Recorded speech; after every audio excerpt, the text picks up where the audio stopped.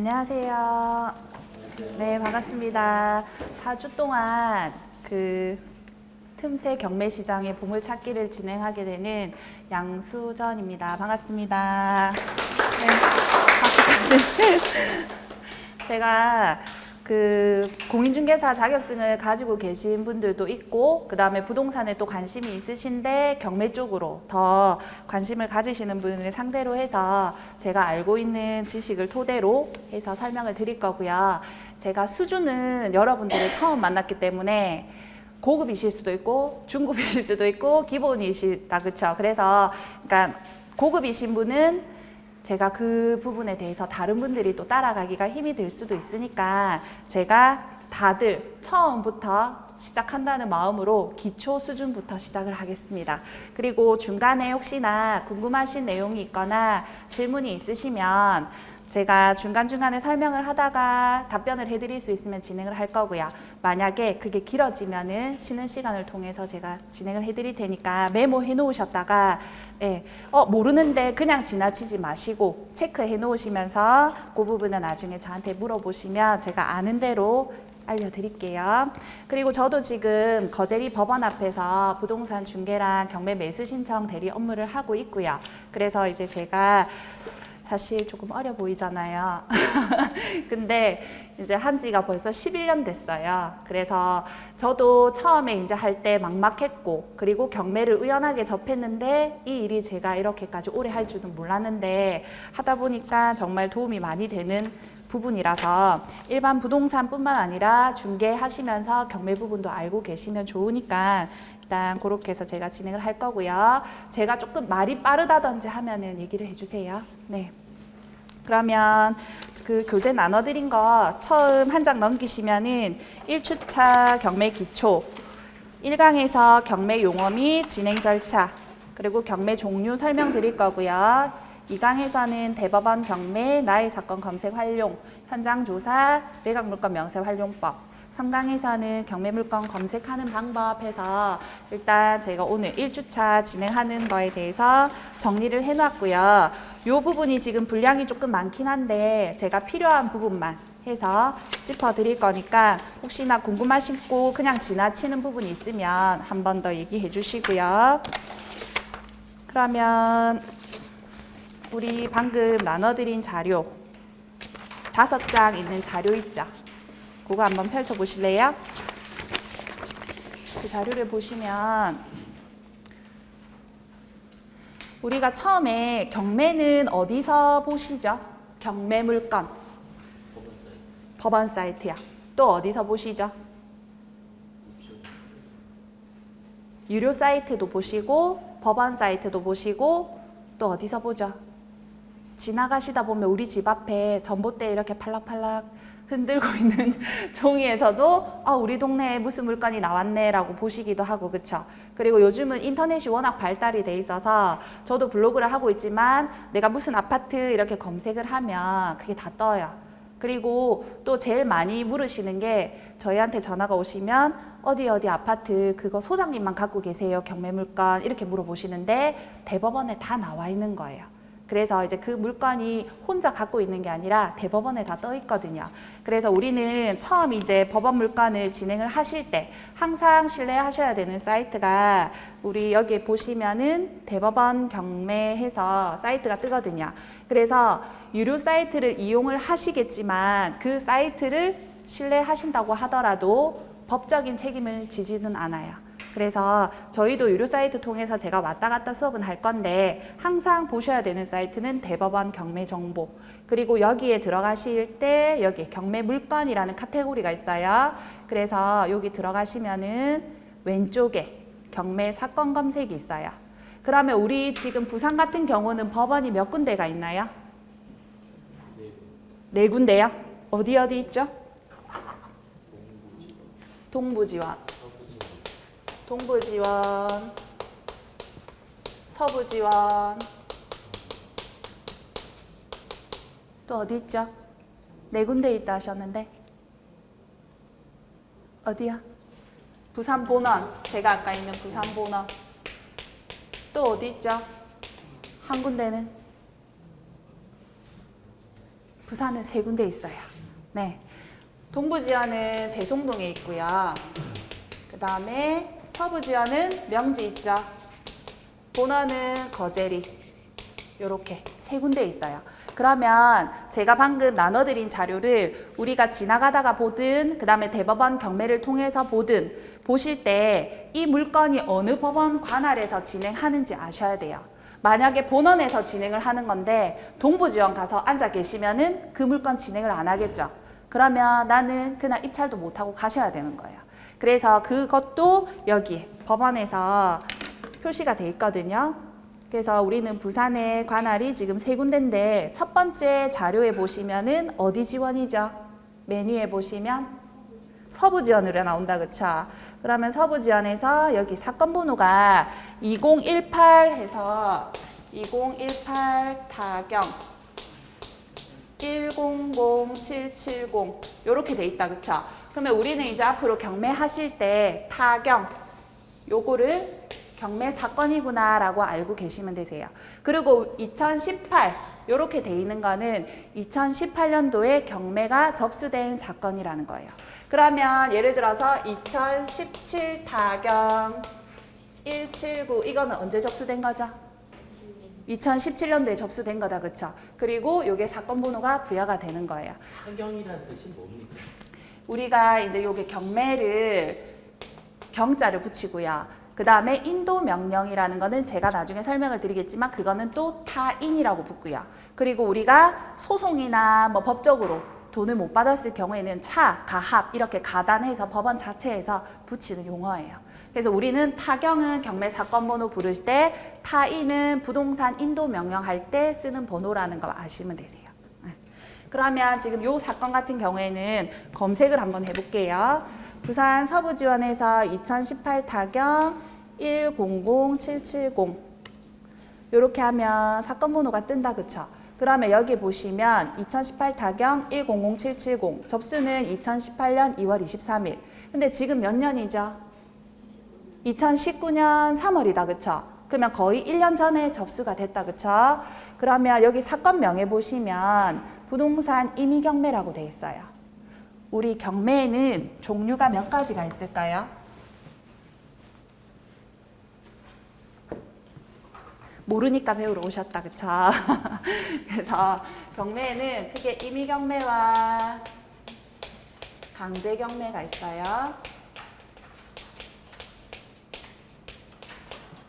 임의경매랑 강제경매 요거 내용 한번 들어보셨어요? 어떤 경매인지? 임의경매는 은행에서 진행하는 거고 강제경매는 개인이 하는 거고. 네, 또 알고 계시는 분?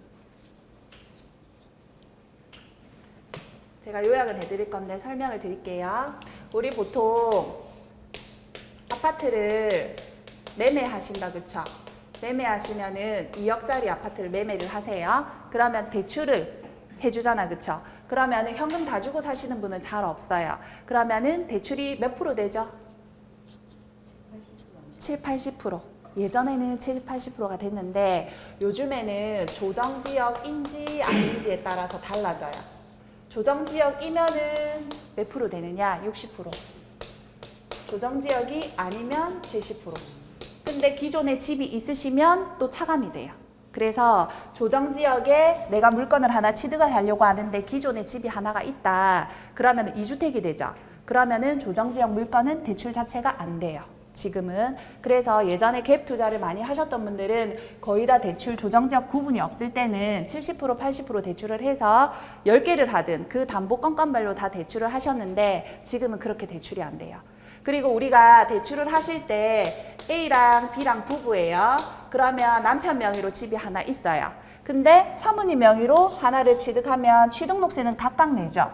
그쵸? 근데 집수에는 부부는 한 세대로 보기 때문에 2주택으로 들어가요.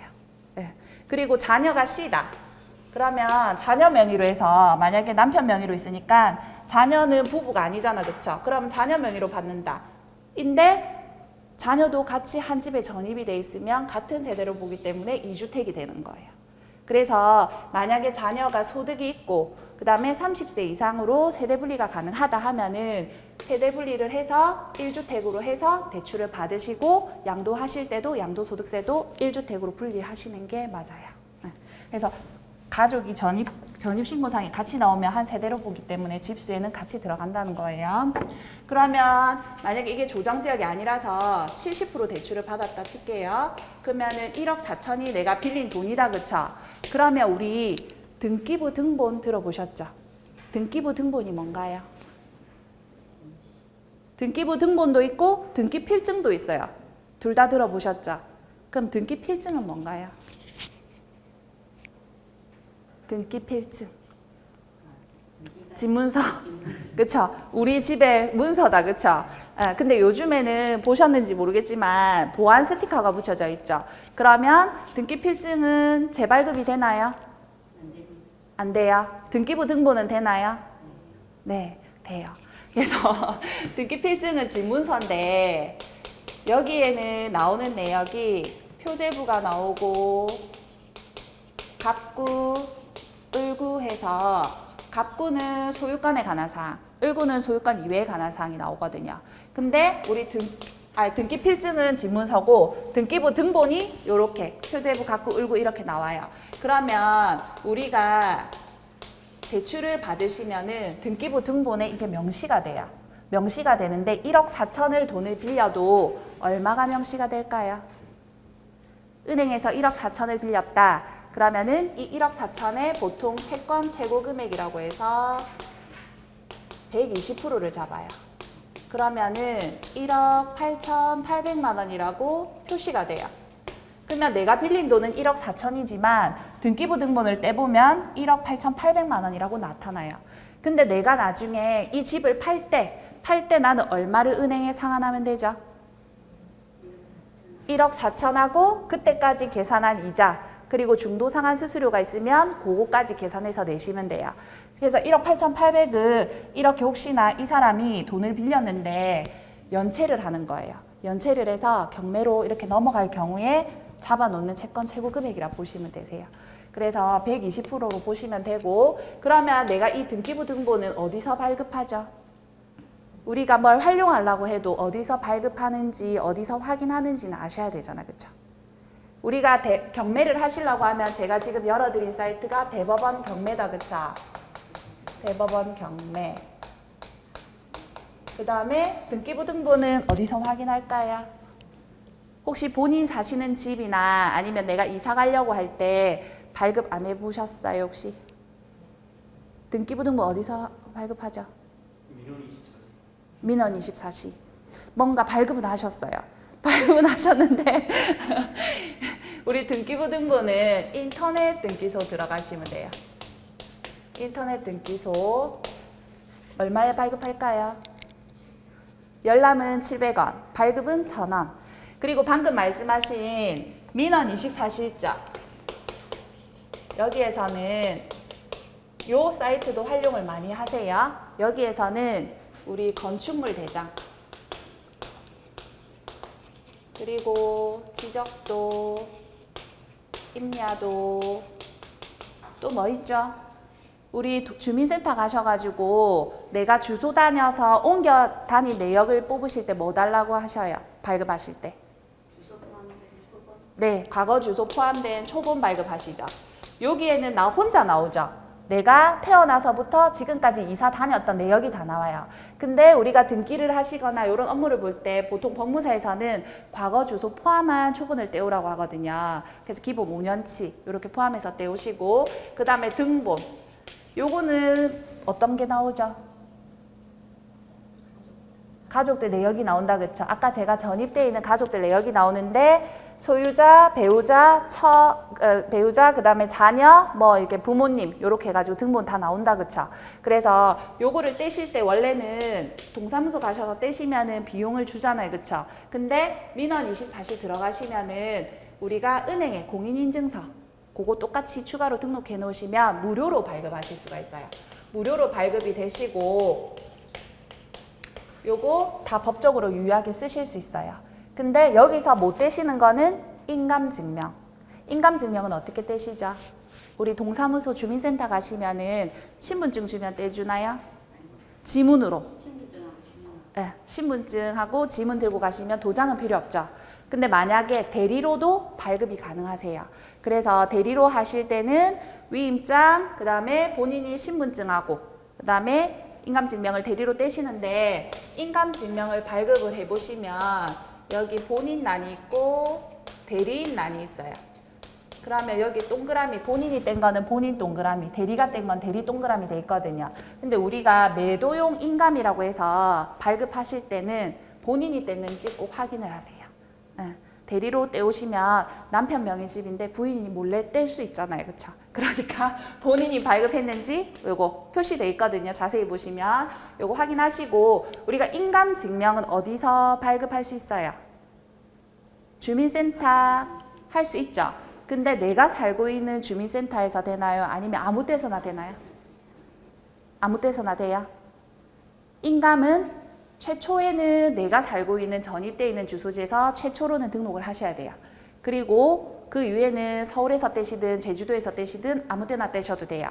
근데 만약에 내가 대출을 한 번도 받아본 적이 없고 이렇게 집을 사본 적이 없어서 인감을 쓸 일이 없어서 한 번도 안 뗐다. 근데 나는 집 주소는 부산인데 직장 때문에 서울에 있어요. 그러면 서울에 동사무소 가서 인감 등록을 하면 안 돼요. 부산에 오셔서 전입되어 있는 주소지 가서 등록을 하셔야 돼요. 그래서 나는 이때까지 평생 대출을 안 써봤기 때문에 인감이 필요 없다 하시지만, 그래도 인감 등록은 살고 계신 동사무소에 한번 등록은 해 놓으셔야 돼요. 그리고 우리가 경매하실 거면 대리 입찰 들어가시는 경우도 있거든요. 그럴 때 발급을 하실 때 그게 등록이 안 돼 있으시면은 번거롭지만 오셔가지고 새로 등록을 하셔야 돼요. 그래서 이렇게 사이트 어디 쓰시는지도 알고 계셔야 되거든요. 그러면 지금 우리가 경매 종류 설명하다가 넘어갔는데, 임의경매랑 강제경매에서 이렇게 대출을 받아서 채권 채무로 설정이 되면 이게 근저당으로 잡혀요. 근데 이 집에 전세가 나왔어요. 전세 5천. 전세 5천으로 나왔는데 이 집에 들어오시는 분이 대출이 이렇게 1억 4천이 있는데 집값이 2억 하니까 내 5천 들어가도 순위로 따지면 두 번째죠. 1등이 은행이죠. 그리고 내가 2등으로 들어가면 5천만 원이죠. 그러면 두 개를 합치더라도 2억이 안 된다. 그쵸?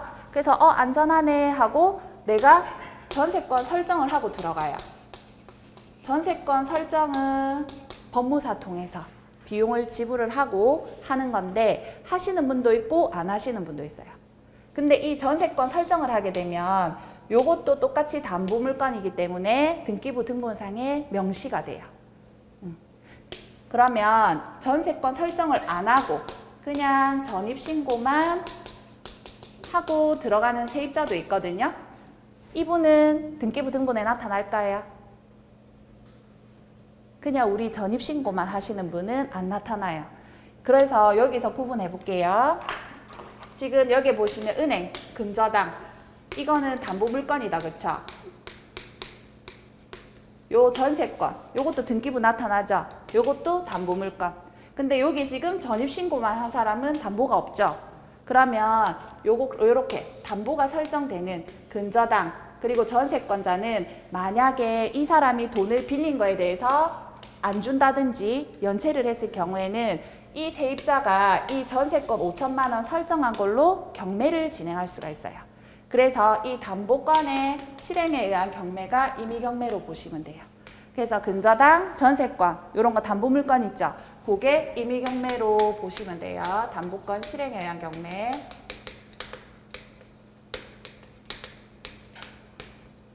그 다음에 여기 지금 전입신고만 해서 5천만 원 들어가 있어요. 근데 이 사람이 다행히 전입신고를 하면서 확정일자를 받아놨어요. 확정일자 들어보셨죠? 확정일자를 받고 2년 만기가 돼서 주인한테 나는 계약기간 끝나기 전에 나가겠다라고 통지를 했는데 주인이 돈이 안 된다고 안 주는 거예요. 그러면 나는 계약기간이 끝났죠. 그래서 다른 데 이사를 가야 되는데 돈을 안 주는 거예요. 그러면 이 사람은 전세권 설정돼 있으면 바로 경매를 진행할 수가 있죠. 근데 이 사람은 담보가 없죠. 그럼 어떻게 진행해야 될까요? 재판, 소송. 제일 처음에 해볼 수 있는 거는 일단 주인하고 얘기를 하는데, 안 하면 우리 보통 내용 증명 많이 띄우시잖아요. 내가 계약기간 만료 전에 나는 계약일이 만료가 되면 나가겠다라고 의사표시를 했는데 왜 돈을 안 주냐? 언제까지 돈을 달라라고 이제 내용 증명을 띄우세요. 그거 정해진 양식은 없어요. 근데 이제 혼자 못 하시는 분들은 법무사에다가 위임을 하기도 하시거든요. 그렇게 일단 보내고 내용 증명을 띄우고 제가 아까 계약 기간이 만료됐다 그랬죠. 계약 기간이 만료가 되면 임차권 등기 명령이란 제도가 있어요. 임차권 등기 명령은요. 요거는 계약 기간이 만료된 세입자만 할 수 있어요. 근데 여기서 설명드릴게요. 2년으로 계약을 했어요. 근데 내가 1년만 살다가 주인한테 나 직장 때문에 다른 데 가야 되니까 새로운 세입자 구해놓고 나갈게요 하고 할 수 있죠. 중개수수료 주고. 중개수수료만 주면 돼요. 계약기간 안에 나가면. 근데 주인은 2년 안에는 나가라 소리 못해요. 아니면 나가라 할 경우에는 이사비용을 줘야 돼요. 그래서 보통 요 기간은 지키는데 만약에 내가 1년 안에 나가야 돼서 1년 남아있는데 세입자가 다른 사람이 안 구해졌어요. 안 구해졌다고 해서 나는 나가겠다라고 통지를 했기 때문에 임차권 등기 명령 신청해야지 안 받아진다는 거예요. 주인과 형식적으로 계약한 그 기간은 채우시고 그 계약 기간이 지나야지 할 수 있어요. 근데 요거를 하시면 해당 관할 법원에 가서 하시면 되는데 비용이 조금 나와요. 몇만 원 나오고 그 금액이 보증 금액이 얼마냐에 따라서 인지대하고 이런 게 나오거든요. 나오는데 그 영수증을 첨부하고 가지고 계시면 나중에 그 돈을 주인한테 돌려받을 수가 있어요. 그래서 버리시면 안 되고 요게 임차권 등기 명령을 해놓으면 요거는 주택 임차권으로 해서 우리 아까 전세권처럼 등기부 등본에 명시가 돼요. 명시가 그렇게 해서 요걸로 해서 판결문을 받는 거예요. 요걸로 진행하는 게 강제경매. 그러면 어느 게 절차가 좀 더 간단할까요? 임의경매가 더 빨리 진행되겠죠. 요거는 서류 다 도달시켜가지고 판결문까지 나오는 것까지 기다리셔야 되겠죠. 그래서 우리가 근데 무조건 그렇다고 전세권 설정을 하게 되면 비용이 드니까 부담스러울 수 있잖아요. 그렇죠? 그런데 전세권 설정을 하거나 임차권 등기를 해서 등기부상에 명시가 되면 그거는 주인이 나중에 돈을 주면 말소, 해지 요거 줄을 꺼야 되잖아요. 그렇죠? 상환을 했다라는 거. 근데 돈을 안 받으면 할 필요는 없겠죠. 그래서 이제 이게 효력이 더 강하기 때문에 보통 돈을 주시고 하시는데 뭐 보증금 1000에 50 이런 식으로 소액일 경우에는 굳이 그건 안 하시는 거예요. 그래서 이렇게 하시는데 임의경매는 담보권 실행에 의한 경매, 강제경매는 판결문에 의한 경매 이렇게 보시면 되세요. 그렇게 제가 나중에 물어볼 거예요. 여쭤볼 거니까. 그러면 우리가 요 용어에서 경매하시면은 법원에서 낙찰, 유찰, 입찰 구분해 보세요.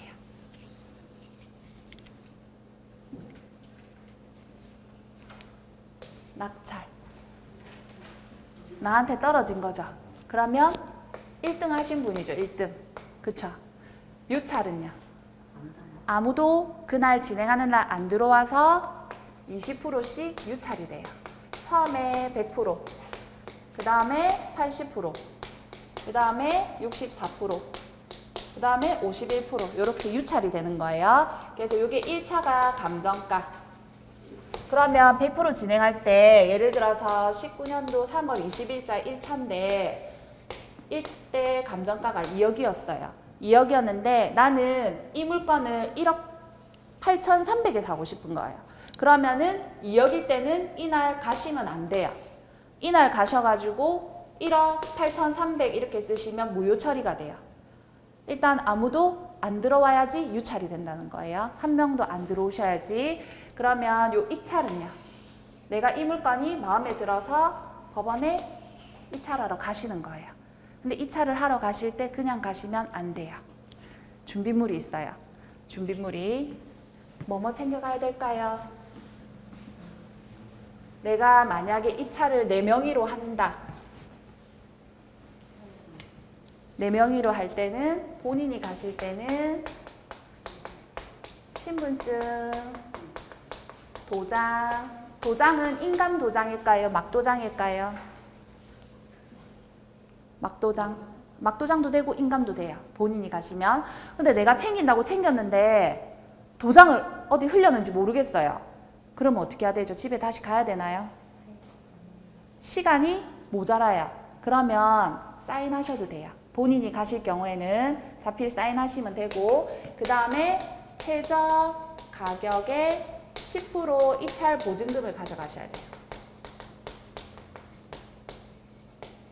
요거는 아까 2억의 1차다. 그러면 요 2억의 10%면 얼마죠? 2천만 원. 요거 현금으로 들고 갈까요? 수표 한 장으로 끊어 가시면 되세요. 현금으로 1,000만 원짜리 하나, 500만 원, 그 다음에 100만 원짜리 하고 10만 원짜리 섞었어요. 근데 10만 원짜리 하나 빠져버렸어. 그러면은 내가 2억 2천을 쓰시더라도 금액은 1등을 하셨지만 보증금이 모자라시면 무효 처리가 돼요. 그래서 수표 한 장으로 끊으시면 돼요. 끊으시고 여기서 조금 많이 헷갈리셔 하는 게 최저 가격의 10%라고 제가 말씀드렸죠. 근데 제가 입찰표 실습을 해볼 건데 그때 제일 많이 실수하시는 게 내가 쓰는 금액의 10%를 많이 쓰세요. 저는 최저 가격의 10%라고 말씀을 드렸어요. 그러면 이게 만약에 아무도 안 들어와서 1차에 20% 유찰이 됐죠. 그러면 얼마로 떨어지죠? 최저가가?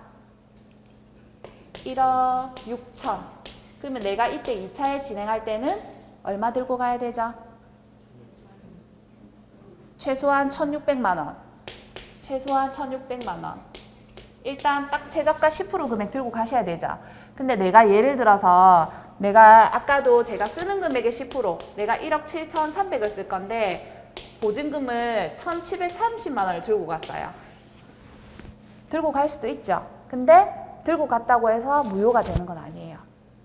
금액이 모자랄 경우에는 무효 처리가 되는데 더 가져가시면 이 금액만 딱 빼고 나머지 130만 원은 다시 돌려줘요. 돌려주면 법원에서 은행 직원분이 싫어하겠죠. 하나 일이 더 늘어나니까 돈 돌려줘야 되니까 새알려서. 그래서 나는 그거 나중에 잔금 낼 때 그냥 그거 빼고 받을게요 하면서 놔두세요 하더라도 딱 10%만 받아서 보관을 해요. 그게 정해져 있어요. 내가 더 가져간다고 해서 더 받아주는 게 아니라는 거예요.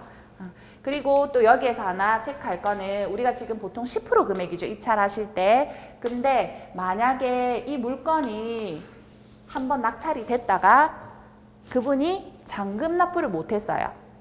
잔금 납부를 못하는 경우가 나는 대출이 될 줄 알았는데 대출이 안 된다든지 그 다음에 그 물건에 하자가 없는 줄 알았는데 선순위 대항력이 있어가지고 그 물건을 내가 5천만 원을 물려줘야 되는 세입자가 있다. 이럴 경우에는 그냥 보증금 2천만 원을 포기하시는 분들이 있어요.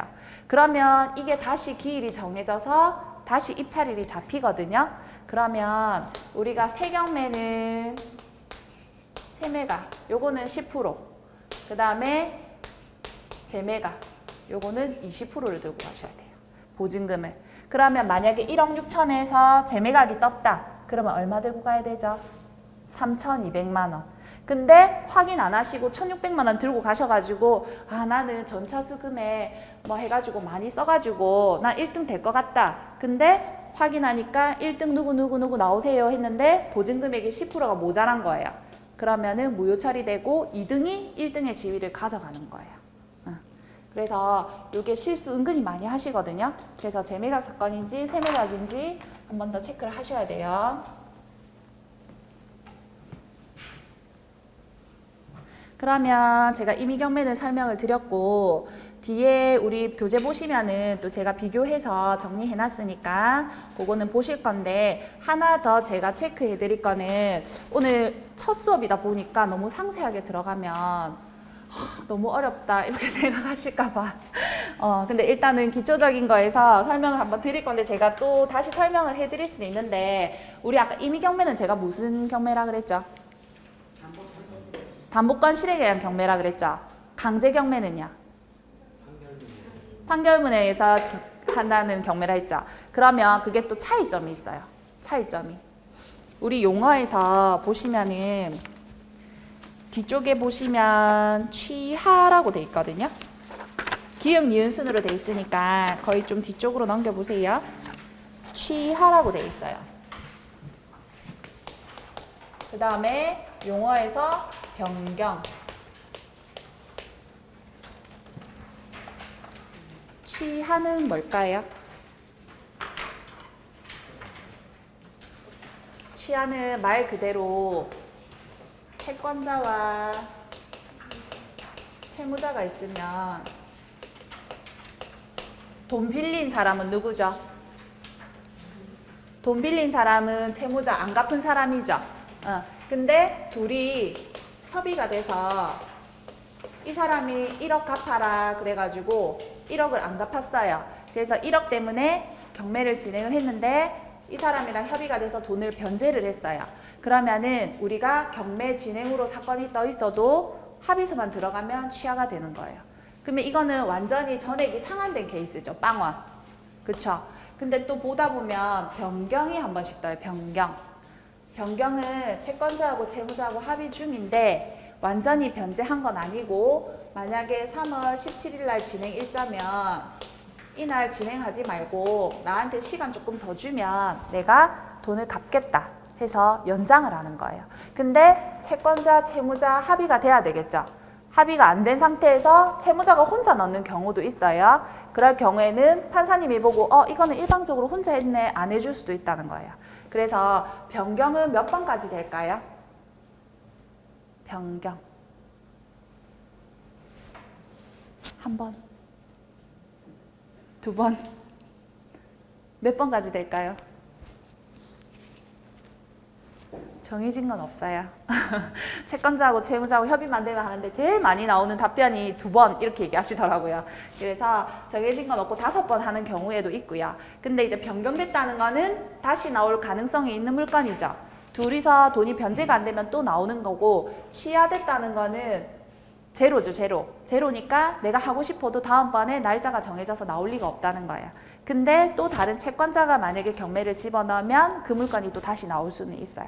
그래서 취하는 완전 변제한 거. 근데 제가 아까 임의경매랑 강제경매에서 차이점이 있다 그랬죠. 우리 취하는 언제까지 할 수 있을까요? 우리가 넘겨보시면은 임의경매랑 강제경매 요 표 있죠. 그거 다음번에 보시면 진행되는 요 초록 색깔 표 있죠. 이거. 임의경매랑 강제경매 그 다음에 보시면 초록 색깔로 경매 진행되는 절차 표시된 게 있어요. 거기에 보시면 우리 아까 첫 번째 사건도 2018년도 2월 달에 접수가 됐는데 지금 진행을 한다. 그쵸? 그러면 거의 1년 전이죠. 그쵸? 그러면 경매 신청을 하고 경매 개시 결정을 해서 준비를 하면은 배당 요구 종기일이 정해지고요. 그리고 배당 요구 종기 신청을 하면 경매가 지정이 되고요. 그리고 이제 언제 진행할 건지 입찰 매각기일이 잡히고 그리고 낙찰이 되고 이런 절차들이 진행이 돼요. 그러면 우리 취하는 이런 단계 중에서 언제 되느냐. 만약에 오늘 3월 15일이죠. 3월 15일 날 내가 입찰을 들어가서 낙찰을 하나 물건을 받았어요. 낙찰을 받으면 요 뒤에 7일 후에 매각 허가라는 절차가 있고요. 그 다음에 7일 후에 이 허가에 대한 확정 절차가 있고요. 그 다음에 통상 2주에서 3주 후 그러면 4월 20일 잔금 기한 그리고 통상 한 달 후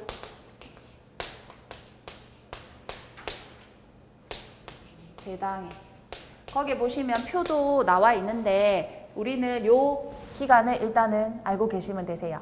낙찰되고 나서 7일 후에 뭐 확인해야 되죠? 매각 허가가 났는지 확인하시고 그 다음에 또 7일 있다가 이 허가에 대해서 확정이 났는지 이 허가 확정이 나면요 뭘 할 수 있냐면 요때부터 잔금 납부 통지서가 가요.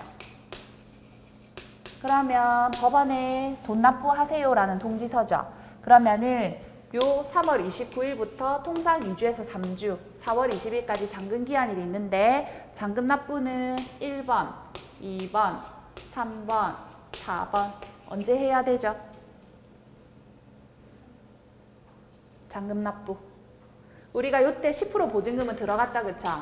그러면은 나머지 90%를 잔금 납부를 해야 되는데 우리 보통 매매하시면은 처음에 계약금 걸고 중간에 중도금 달라 하시는 분도 있고 안 하시는 분들은 마지막 잔금일날 한꺼번에 돈을 주시잖아요. 그쵸? 그때 뭘 하죠 또? 대출 신청하시죠. 대출. 그러면은 대출 신청한 금액 뺀 나머지랑 뭘 준비해야 될까요? 취등록세. 세금 부분요. 그거 같이 준비해서 법무사에서 딱 대기를 하고 있으면 돼요. 그러면은 우리는 잔금 납부를 1번, 2번, 3번, 4번 중에 언제 해야 될까요? 부끄러워하지 마시고 대답해 보세요. 3번. 또 다른 분은요? 4번. 2번요? 응. 불러보세요. 중복도 가능하세요. 3, 4번. 1, 2, 3번. 1, 2, 3, 4 다 돼요. 다 돼요. 응, 다 되는데 우리 이 허가 확정이 나야지 가능해요. 근데 우리가 만약에 입찰을 들어갔다가 불허가 떨어지는 경우도 있거든요. 불허가 떨어지면은 진행이 안 돼요. 응.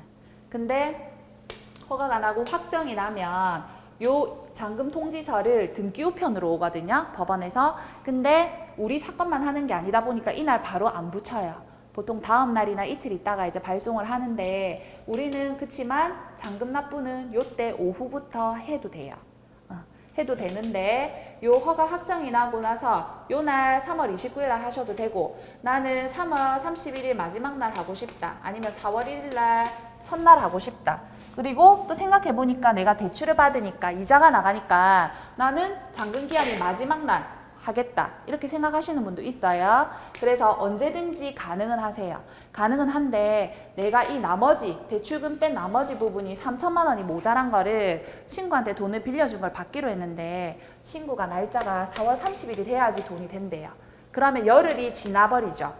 열흘이 지나버리면 요때 잔금 기한일이 후가돼 버리죠. 후가돼 버리면 그냥 내가 이때 후에 낸다고 해서 그냥 받아줄까요? 그냥 안 받아줘요. 연 15% 이자 내셔야 돼요. 그전에는 20%였거든요. 근데 15%. 근데 내가 10일치에 대한 연 15% 이자를 계산을 내가 혼자 하고 있을 필요는 없어요. 법무사에서 잔금 납부하실 때 비용을 뽑아주시면 그때 연체이자도 같이 계산을 해주시거든요. 그러면 같이 그 돈을 내시면 되는데 아깝잖아요. 그렇죠? 그래서 보통은 요 잔금 기한일까지는 납부를 하시라는 거예요. 하시는데 여기서 주의하실 건 뭐냐면 만약에 제가 아까 임의경매랑 강제경매 차이가 있다 그랬죠. 근데 취하는 채권자하고 채무자하고 합의만 되면 할 수 있는데 임의경매 사건은 언제든지 취하가 돼요. 둘이 돈을 받았고 취하서를 법원에다 제출하면 돼요. 근데 강제경매 사건일 때는 이 취하서에다가 플러스 낙찰자의 동의서가 있어야 돼요. 이날 낙찰 받은 사람이 있어요. A라는 사람이 1등을 했어요. 했는데 취하는 그러면 언제까지 되겠죠? 요 절차 중에서 취하는 우리가 봤을 때 원칙적으로는 이미 낙찰이 됐는데 낙찰되기 전까지만 받아줘야지. 그쵸? 원칙적으로 생각해. 이미 낙찰을 했는데 왜 취하서를 받아주냐라고 생각하실 수도 있는데 경매에서는 잔금 납부를 하시면 소유권 이전이 돼요. 근데 이 잔금 납부하기 전까지는 언제든지 취하가 돼요. 그래서 내가 이날 기분 좋게 1등으로 낙찰을 받았다 하더라도 내가 10% 영수증을 받고 가지고 있더라도 만약에 3월 29일 허가 확정 나는 날 나는 이 사람이 왠지 이 집에 빨리 소액이라서 청구 금액이 2천밖에 안 돼서 이게 왠지 경매가 취하가 될 것 같아. 라는 생각이 들면 잔금 납부를 빨리 하시는 분들이 있거든요. 그러면 요때 딱 준비해놨는데 이날 치아서가 들어왔어요. 그러면 나는 잔금 납부를 못해요. 그래서 잔금 납부를 빨리 준비하셔야 돼요. 근데 제가 여기서 차이점이 강제 경매는 낙찰자 동의서가 있어야 된다 그랬죠. 낙찰자가 근데 내가 이 물건 예전부터 보고 있던 물건이라서 나는 이 물건 꼭 내가 잔금 낼 거야. 그리고 나는 동의를 못 해주겠다. 이럴 경우에는 어떻게 될까요?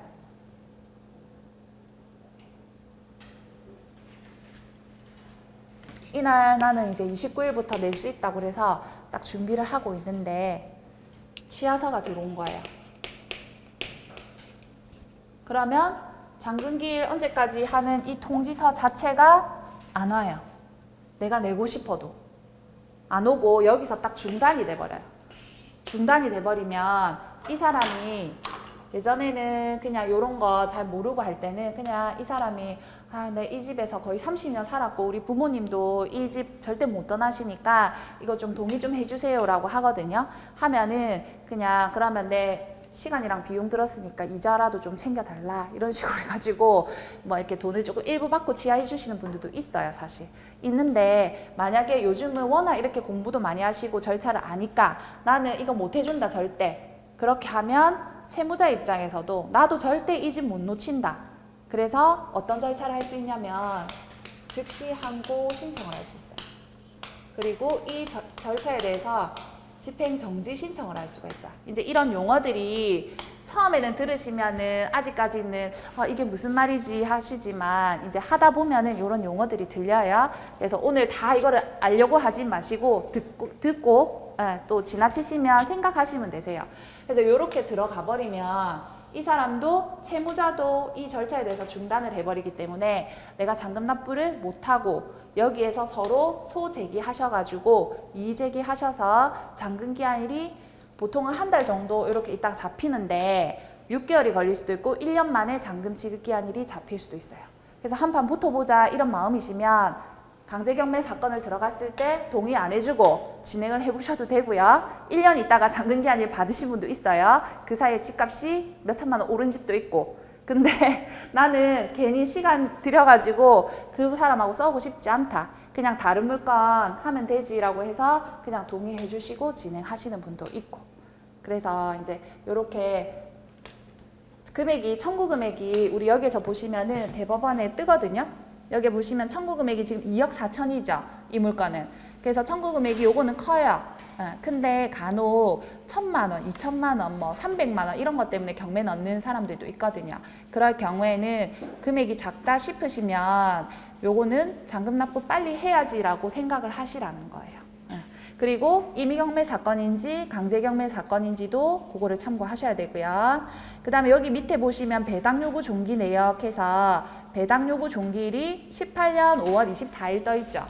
요거는 중요해요. 우리가 경매 진행되기 전에 채권자들이랑 세입자들한테 배당요구 신청하라라고 기한을 주는데 시간을 조금 여유 있게 주거든요.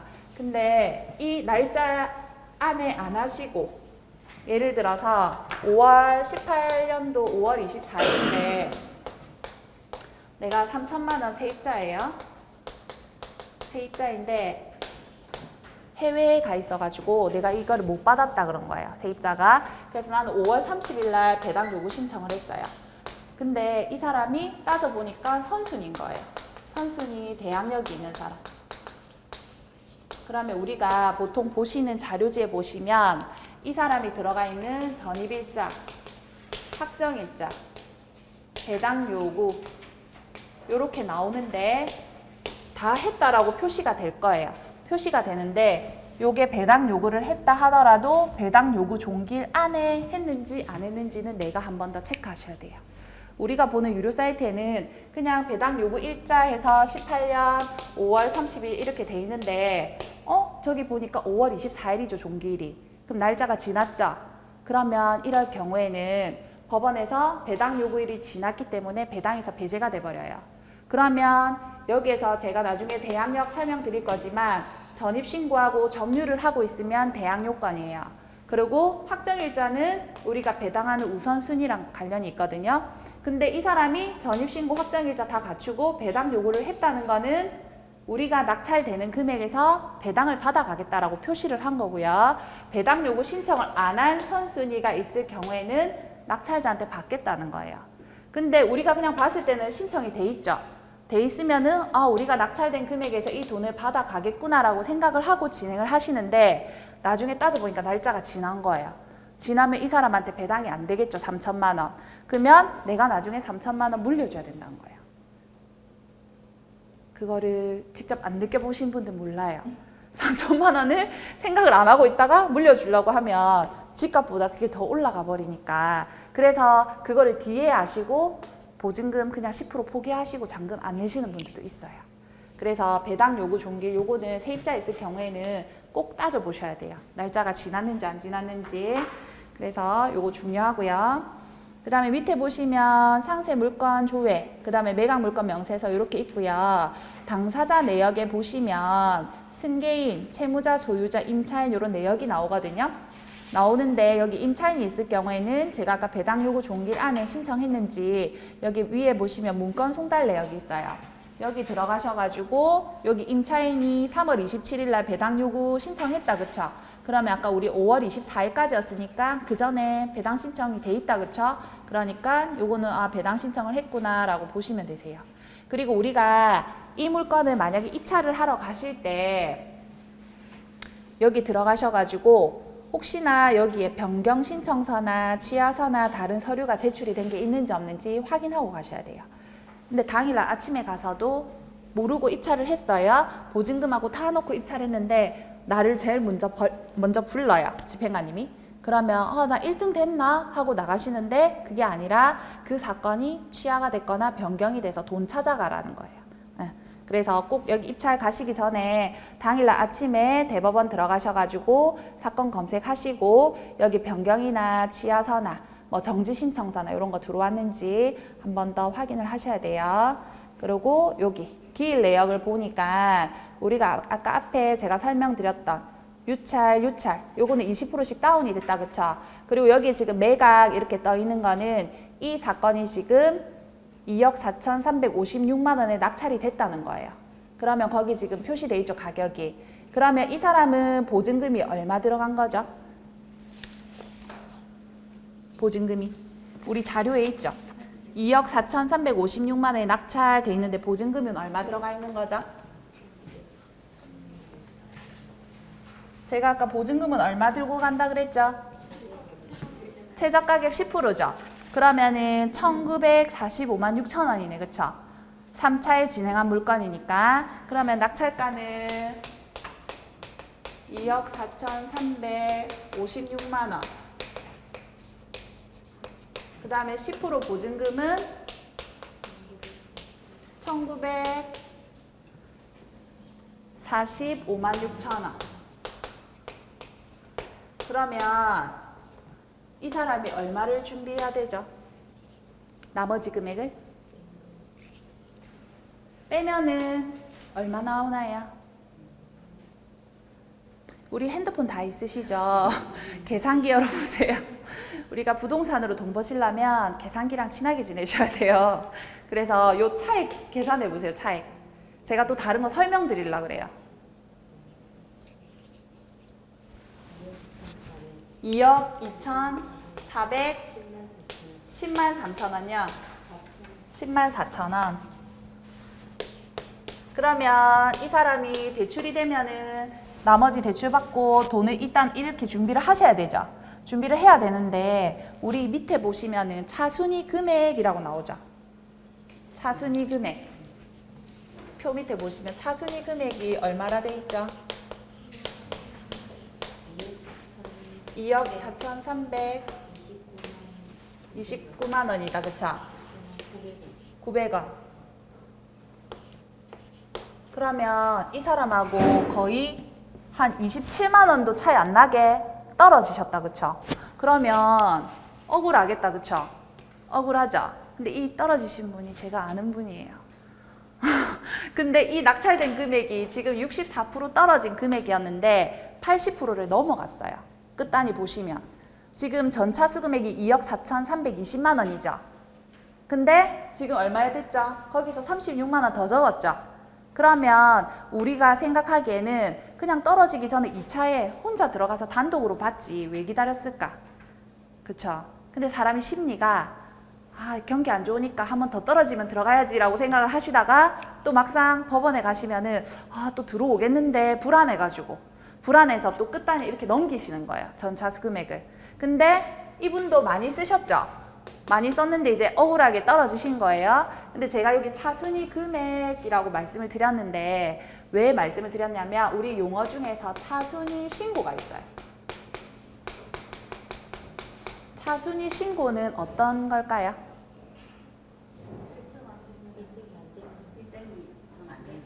1등이 돈 안 내면 2등이 내는 거. 그러면 2등이 할 수 있는 거네요? 기다리는 거. 그러면 우리가 여기 지금 10% 보증금 있죠? 그러면 제가 이거 금액을 빼보시라 그랬죠? 그쵸? 근데 여기 지금 입찰이 몇 명 들어왔어요? 10명 들어왔죠? 10명. 그러면 이 사람도 있을 거고 뭐 2억 4천도 있을 거고 2억 3,600도 있을 거고 2억 2,800도 있고 이렇게 금액이 있을 거 아니에요. 그쵸? 이렇게 금액이 10명이 있다는 거죠. 1등 뺀 나머지 금액이. 그러면 이 사람이 2등 했으니까 이 사람이 차순위 신고할 수 있어요. 있는데 2등만이 아니라는 거예요. 2등만이 아니고 제가 여기 써놨죠. 최고가 낙찰된 금액에서 10% 보증금 뺀 금액 이상은 누구나 차순위 신고할 수 있는 조건이 되는 대상자예요. 대상자인데 이 사람이 두 번째로 많이 썼으니까 이 사람한테 먼저 물어보는 거예요. 할래요? 안 할래요? 물어보고 이 사람이 나는 안 할래요. 그러면 요 밑에 2억 4천 쓴 사람한테 물어보는 거예요. 조건이 되죠. 이 금액 이상이니까. 근데 이 사람이 안 할래요. 그러면 또 그 밑에 사람한테 가는 거예요. 그러면 2억 3,600 이 사람이 하겠다고 하는 거예요. 근데 이 조건이 그러면 4등이죠. 4등. 4등인데도 차순위 신고가 된다는 거예요. 그쵸? 그래서 우리가 제일 많이 헷갈려 하시는 게 2등만 할 수 있다라는 게 아니라 이 금액, 최고가 금액에서 10% 보증금 뺀 금액 이상을 쓰신 분은 누구나 차순위 할 수 있지만 순서대로 물어보는 거예요. 근데 그냥 하겠다가 아니에요. 그냥 하겠다가 아니라 10% 보증금을 이분도 그대로 걸어 놓으셔야 돼요. 돈을 못 찾아가요. 돈을 못 찾아가는데 내가 생각해 보니까 차순위 신고는 했어요. 했는데 한 일주일 있다가 내가 다른 물건이 마음에 드는 게 나왔어요. 그래서 내가 그 물건을 하려니까 보증금을 빼야 돼요. 그래서 내가 법원에 전화를 하는 거예요. 나 이거 차순위 해놓은 거 안 할래요. 안 할 거니까 돈 다시 돌려주세요 하면 안 돌려줘요. 한 달 동안 이 사람이 잔금 납부하는 기한까지 기다려 주셔야 돼요. 그래서 이 사람이 잔금 납부를 해버리면 돈 찾아가세요라고 연락이 오는데 마지막 기한일까지 기다렸다가 돈 가지러 가셔야 돼요. 그래서 차순위 신고하실 때 내가 여유 있는 돈이면은 차순위 신고하시지만 그게 아니면은 한 달 동안 돈이 묶여 있어야 된다는 거예요. 그래서 요거 돈이 묶여 있다는 거 아시고 조건은 2등만이 아니라 최고가에서 10% 보증금 뺀 금액 이상 쓰신 분은 누구나 할 수 있다는 거. 그쵸? 그렇게 해서 참고하시면 되세요. 그 다음에 우리가 용어 중에서요. 공유자 우선 매수가 있거든요.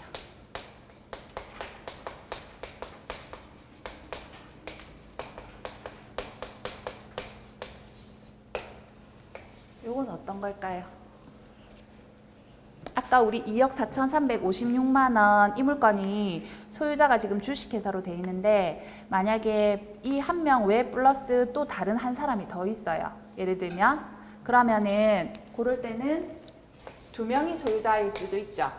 A랑 B랑. 근데 지금 이 한 명 때문에 경매가 넘어간 거예요. 넘어갔을 경우에는 이 사람은 억울하겠죠. 억울하기 때문에 이 사람한테 우선 매수 신청권을 주는 거예요.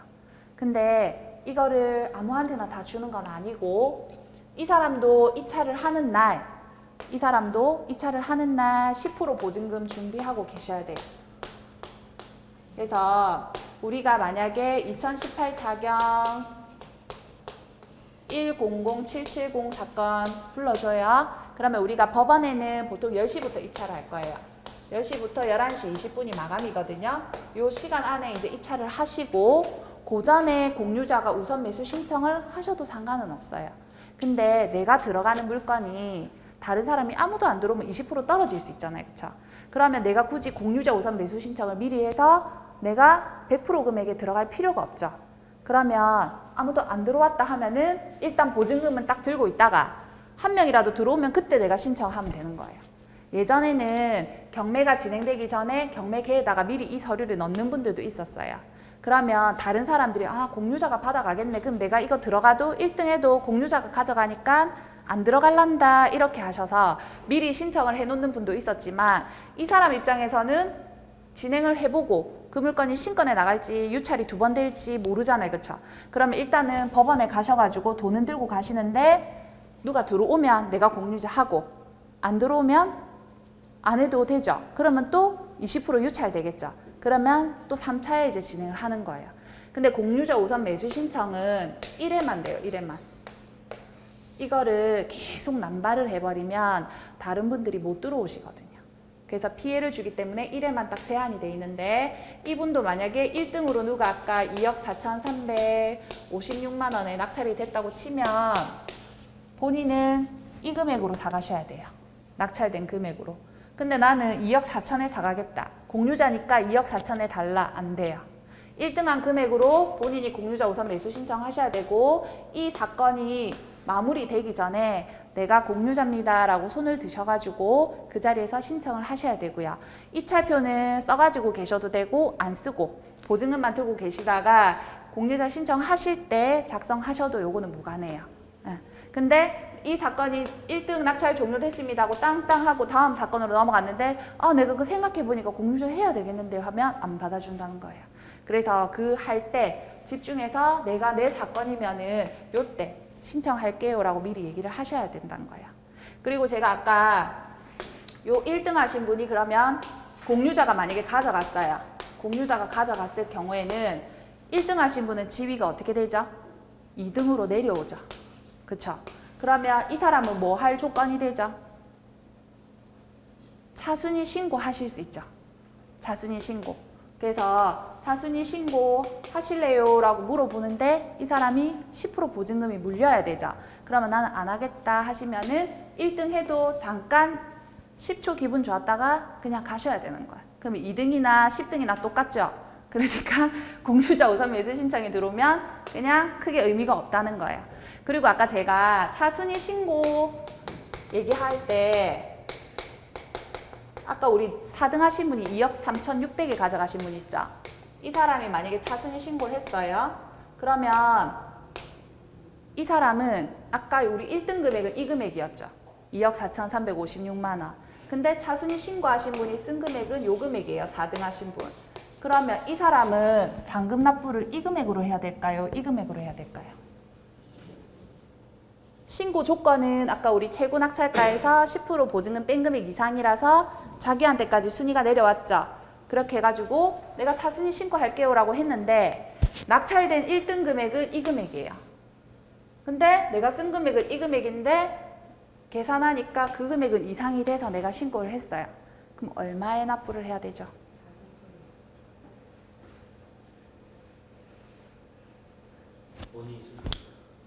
요 금액요? 이 금액은 상관없고요. 네, 함정에 안 빠지시네요. 본인이 쓴 금액으로 잔금 납부하시면 돼요. 그래서 10% 보증금을 걸어 놓더라도 이 사람이 만약에 돈을 못 내면 나는 유리하겠죠. 네, 그런 장단점이 있으니까 그거 생각하시고 자순위 신고하시면 되세요.